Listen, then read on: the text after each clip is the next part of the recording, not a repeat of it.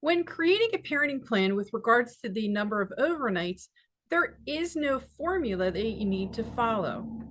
Hi, my name is Melissa Fekak, and I'm with South Jersey Divorce Solutions, where we practice in family law, mediation, and collaborative divorce.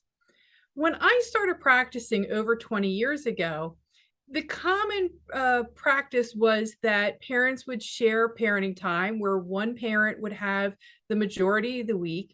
The other parent would have alternate weekends and maybe one overnight or one or two nights for dinner during the week. But that's not the case anymore. And we're learning more and more that we really need to look at what makes sense for this family instead of trying to create a formula to put a family into.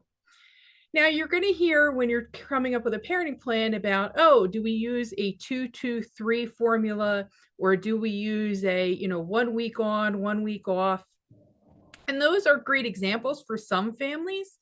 And we may try that out for your family. We may say, okay, well, let's try this scenario, see how it works. If it works for everybody, then maybe that's the plan. But if it doesn't work, well, then let's figure out how it's going to work for everybody.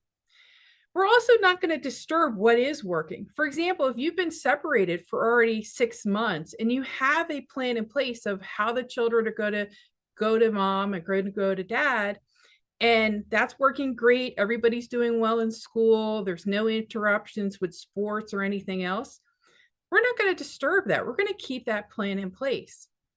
And you also need to understand that what we come up with now for maybe children that are 3 and 5 years old may not work when they're in middle school or high school. Children are going to be involved in sports, music programs, plays, other events that are going to require changes in the parenting plan. One parent may have better ability to take a child to and from games. And so therefore we may need to then tweak the plan to make sure that it works for the child, to make sure that they get to all the events that they have. In closing, to work out the parenting plan, we're going to look at what are the needs of you, what are the needs of the children, and how this is going to work best for everybody. You're not going to be put into a formula, because we know formulas for parenting plans don't usually work. If you have more questions about developing the overnight parenting plan, you can reach us below. Our information will follow after this video. Again, I'm Melissa Fekak with South Jersey Divorce Solutions.